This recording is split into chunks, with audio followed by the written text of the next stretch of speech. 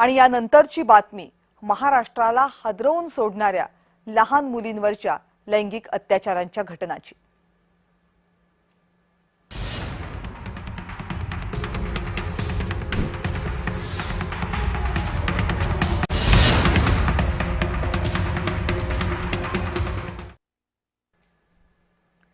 महाराष्ट्रामध्ये गेल्या काही दिवसांमध्ये लहान मुलींवर लैंगिक अत्याचाराच्या घटना वाढतात। यातल्या बहुतांश प्रकरणांमध्ये आरोपी हे वयाने ज्येष्ठ आहेत। या वासनांध विकृत ज्येष्ठांचं करायचं काय हा सवाल विचारावा लागतोय आता। भोरमध्ये 65 वर्षांच्या वृद्धाकडून 4 वर्षांच्या बालिकेवर अत्याचार झाला। अकोल्यामध्ये 60 वर्षांच्या वृद्धाने 10 वर्षांच्या बालिकेवर अत्याचार केला। पुण्यामध्ये 9 वर्षांच्या नातीवर आजोबानंच अत्याचाराचा प्रयत्न केलाय।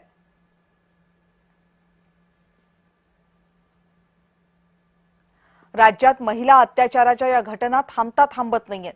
9 वर्षांच्या नातीवर आजोबानं अत्याचाराचा प्रयत्न केला पुण्यातल्या पर्वती भागामध्ये। या संतापजनक घटनेमधला नराधम आजोबा 50 वर्षांचा आहे।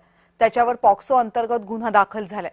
नागरिकांनी सगळी घटना बघितली आणि हा अनर्थ टळलाय।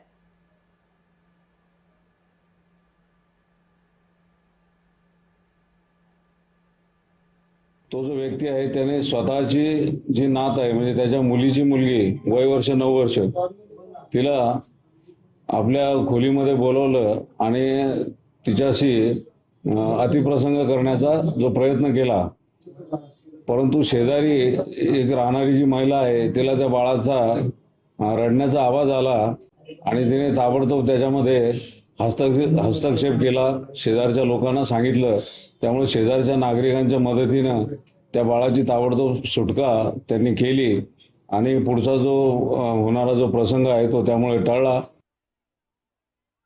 पूर्ण नका मारलेले तिला आणि तिचा गुन्हे असं झाले म्हणजे कपड्यांचं नव्हतं तिच्या अंगावर आणि माझी स्वतःची बापांनी माझी मुलगीला असं केलेलं बलात्कारचं केस केलेलं आहे आणि तिला फाशीशी व्हायला पाहिजे। पोलिसांचा पण न्याय भेटलेला आहे आम्हाला। माझा मोबाईल चोरला होता ना तेव्हापासून मी त्याला हाकलून दिलतात की तो बाबा माझा सासा नाही काय नाही, म्हणजे पोलिस आम्हाला साथ देतात। ते म्हणले आम्ही सहज बघू। आता कोर्टाने सांगितलं तुम्हाला तिथे यायचं आणि कोर्टासमोर तुम्ही बोलायचं, तर आमची एकच इच्छा की त्याला फाशी व्हायला पाहिजे।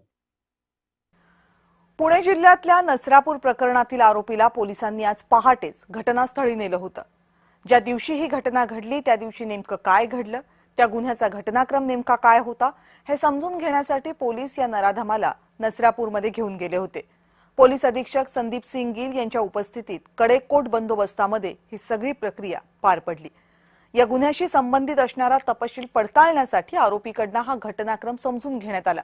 यावेळी स्थानिक पोलीस, गुन्हे शाखेचे पोलीस, फॉरेन्सिकचं पथक उपस्थित होतं। कोर्टात सरकारची बाजू आणखी भक्कम करण्यासाठी ही प्रक्रिया महत्त्वाची असते।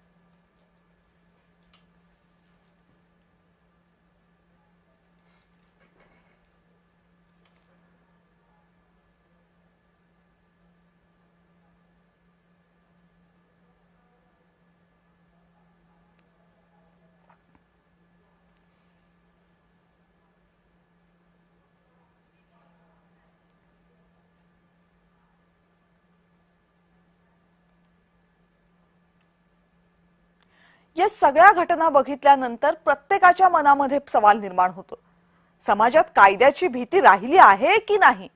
सामाजिक कार्यकर्त्या वृषाली मगदूम यांना जेव्हा आम्ही हाच प्रश्न विचारला तेव्हा त्यांनी काय मत व्यक्त केलं बघूया। कायद्याचा धाक राहिलेला नाहीये असं जर विचारलं तर त्याला होय असंच उत्तर आहे। सर्वसामान्य जनता जरी कायद्याला घाबरत असली, कायद्याचं पालन करत असली तरी सुद्धा गुन्हेगार प्रवृत्तीचे जे लोक आहेत त्यांना कायद्याचा धाक अजिबात राहिलेला नाही। नसरापूरचं जे आपण उदाहरण पाहिलं तर त्याच्यामध्ये या चिमुकलीवर बलात्कार करून तिला मारून टाकण्यात आलं आणि ह्या नराधमानं हे कृत्य पूर्वीही केलेलं होतं। त्यामुळे या वृत्तीला काय म्हणायचं तर ही पाशवी वृत्ती आहे, जनावरापेक्षाही भयंकर अशी वृत्ती आहे। आणि अशा विकृत माणसाला कायद्याचा धाक काय असणार आहे। आणि आजूबाजूला आपल्याला अशी कृत्य करणारीच लोक जास्त दिसत आहेत। त्याच्यामध्ये अनेक कारणं आहेत, त्यातलं एक म्हणजे ड्रग आणि दारू याचं प्रमाण समाजामध्ये इतकं वाढलेलं आहे की जवळजवळ ते ड्रग आणि अल्कोहोल मधले 67% लोक हे आपल्याला आज बलात्कार, हिंसाचार, अत्याचार करताना दिसत आहेत. खरं तर मला स्वतःला असं वाटतं की हा धाक नुसता कायद्यानं येणार नाही, तर त्याच्यामध्ये लोकांची मानसिकता बदलली पाहिजे. बाई उपभोगाची वस्तू नाहीये, तर तिच्याकडे माणूस म्हणून पहा. हे आज समाजधारणा बदलणं, मानसिकता बदलणं किंवा लोकांना या गोष्टीची त्यांची नजर बदलणं हे खूप आवश्यक आहे असं मला स्वतःला वाटतं. आणि विख्यात मानसोपचार तज्ज्ञ डॉक्टर राजेंद्र बर्वे यांनी या सगळ्या घटनांच्या बाबतीत कसं विश्लेषण केले बघूया. वाढलेल्या वयामध्ये जी 65-70च्या वरच्या वयाची माणसं आहेत त्यांच्यावरती आपण सहज विश्वास टाकतो की ही व्यक्ती आपल्या मुलाला, मुलीला, नातवंडांना किंवा घरी आलेल्या पाहुण्या लहान मुलांना त्रास देणार नाही अशी आपली समजूत होते, कारण आपण त्यांचा एकच चेहरा बघितलेला असतो. परंतु अशा व्यक्तीमध्ये कधी कधी लैंगिक भावना अतृप्त राहिल्याची शक्यता जास्त असते. त्यामुळे त्या भावना तृप्त करून घेण्याकरता त्या भावनांच्या आहारी जाऊन घरातल्याच व्यक्तीवरती अशा प्रकारे अतिप्रसंग केला जातो किंवा करतात.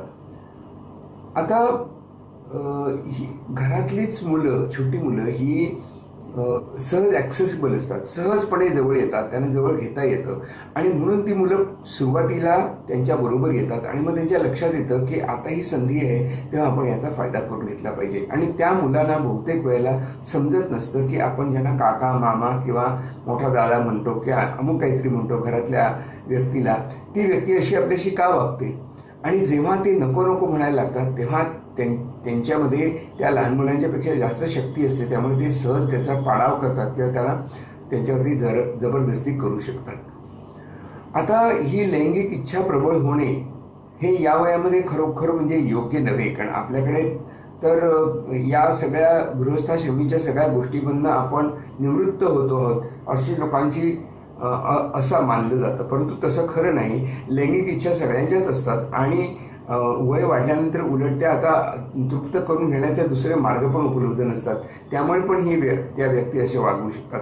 तिसरं म्हणजे वयाने वाढलेली व्यक्ती मॅच्युअर असेल, शहाण्यासारखी वागेल असा आपला समज असतो, परंतु तसा ती व्यक्ती तशी असते तसं नाही, कारण तो इंटरफेस वेगळा असतो. आपल्याकडे त्या एका विशिष्ट पद्धतीने पाहत असतात आणि मुलांकडे ते वेगळ्या दृष्टिकोनाने पाहत असतात. हे दुर्दैव आहे की त्यांनी आपल्या घरातल्या मुलांवरतीच अशा प्रकारे अत्याचार करावा. आणि या बातमीसह जयम विशेषमध्ये वेळ झाली इथेच थांबण्याची. पाहत रहा जय महाराष्ट्र.